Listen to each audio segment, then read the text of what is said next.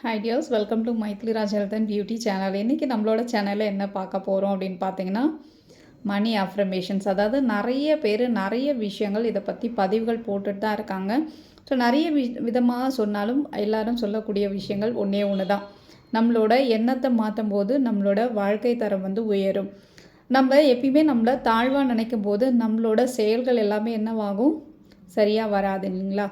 So அதுக்காக நம்ம என்ன பண்ணணும், நம்மளோட சிந்தனைகள் எப்போவுமே மேன்மையாக இருக்கணும். நம்மளுக்கு தேவையான விஷயங்கள் தன்னாலே தேடி வரும். இது எப்படி வரும் அப்படின்னு பார்த்திங்கன்னா, பிரபஞ்சம் வந்து நம்ம பேசக்கூடிய விஷயத்தை வச்சு எந்த விதமான முடிவுகளும் நம்மளுக்கு கொடுக்கறதில்ல, அதுக்கான வாய்ப்புகளும் அவங்க கொடுக்கறதில்ல.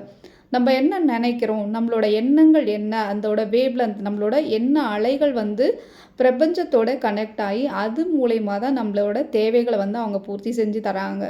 ஸோ இதை எப்படி நம்ம நினைக்கலாம், முடிஞ்ச அளவுக்கு நேர்மறையான எண்ணங்களை நம்ம விதைக்கணும். அதாவது தேவையில்லாத விஷயங்களை நம்ம நினச்சி கவலைப்படுறதை விட்டுட்டு உங்களுக்கு என்ன தேவைகள் இருக்குதோ அந்த விஷயங்களை மட்டும் நீங்கள் நினச்சாலே உங்களுக்கு அதிகமான வாய்ப்புகளை வந்து கொண்டு வந்து சேர்ப்பாங்க. பணம் வேணும்னா பணம் மேலேருந்தெல்லாம் கொட்டாதுங்க.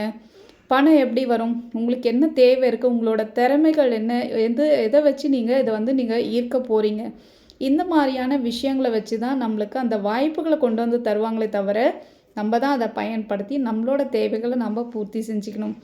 நிறைய மந்திரங்கள், ஸ்லோகங்கள் எல்லாம் சொன்னாலும் சும்மாவே ஒருத்தர் உட்காந்துட்டு மந்திரத்தை மட்டும் சொல்லிகிட்டே இருந்தால் பணம் வருமா? வராதுங்க இல்லையா? ஸோ யாருக்கு இது வேலை செய்யும்?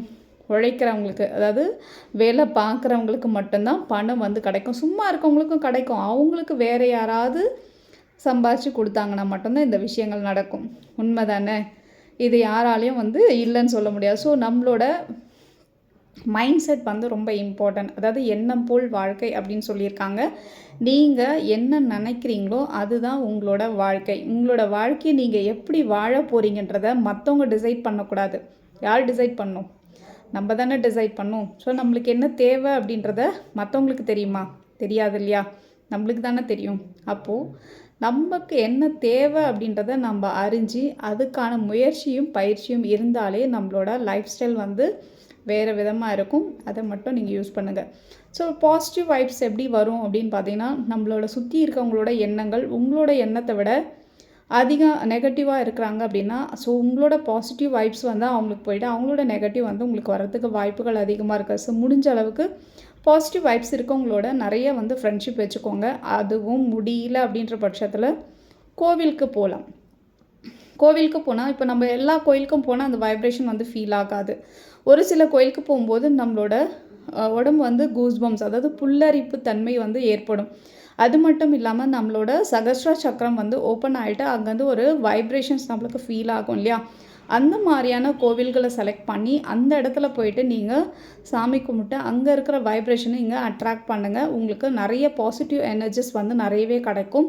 அண்டு மன ரீதியாகவும் உடல் ரீதியாகவும் நல்ல மாற்றங்கள் வந்து நம்மளுக்கு வந்து ஃபீல் ஆகும். அதே மாதிரி சோகமான டைம்லேயும் ரொம்ப கஷ்டப்படுற டைமில் கோவிலுக்கு போகாதீங்க. தயவு செஞ்சு அந்த மாதிரியான சுச்சுவேஷன்ஸ் இருக்கும்போது பீச், கடற்கரை சொல்லுவோம் இல்லையா, அந்த மாதிரி இடத்துக்கு போங்க. மனசு சரியில்லை, ஏமாற்றம் இருக்குது, ரொம்ப பிரச்சனை இருக்குன்னா எங்கே போகணும்? பீச்சுக்கு போகணும். ஏன்னா அங்கே போகும்போது உங்களோட நெகட்டிவ் வைப்ரேஷன், நெகட்டிவ் தாட்ஸ் எல்லாமே போயிட்டு ஒரு ரிலாக்ஸேஷனான ஒரு மைண்ட் செட் வந்து உங்களுக்கு வரும். நிறைய பேர் அதை வந்து உணர்ந்திருப்பீங்க. இருந்தாலும் சம்டைம்ஸ் நம்ம வந்து என்ன பண்ணுவோம், மறந்துடுவோம் இல்லையா? இந்த மாதிரியான இடங்களுக்கு நீங்கள் போகும்போது உங்களோட தேவையில்லாத விஷயங்கள்லாம் போயிட்டு உங்களுக்கு நல்ல எண்ணங்கள் மட்டும் உங்களுக்கு உருவாகும். உங்களோட தேவைகள் ஆட்டோமேட்டிக்காக வந்து பூர்த்தியாகும். இன்னொன்று பணம் அப்படின்னு சொல்லிட்டோம் இல்லையா ஃபஸ்ட்டு. ஸோ அந்த பணத்தை ஈர்க்கிறதுக்கான ஒரு ஸ்லோகம் நான் உங்களுக்கு சொல்கிறேன், அதாவது ஒரு மந்திரம் சொல்கிறேன். ரொம்ப எளிமை தான். ஓம் ரிங் வசி வசி தனம் பணம் தினம் தினம். ஸோ இந்த மந்திரம் வந்து 108 டைம் வந்து நீங்கள் சாண்ட் பண்ணணும். சாண்ட் பண்ணிங்கன்னா மட்டும்தான் உங்களுக்கு அது வந்து சித்தியாகும். ஸோ இது வந்து தேவையில்லாத விஷயங்கள்லாம் நீங்கள் வந்து வச்சுட்டு இதை சாண்ட் பண்ணக்கூடாது. மனசை ஒரு நிலையில் வச்சு கட்டாயம் நீங்கள் சொல்லும்போது உங்களுக்கு அதுக்கான வாய்ப்புகளை வந்து உருவாக்கி தருவாங்க. பணம் வந்து மேலேருந்தெல்லாம் கொட்டாது. சரிங்களா? இது புரிஞ்சுக்கிட்டாலே போதும். தேங்க்யூ.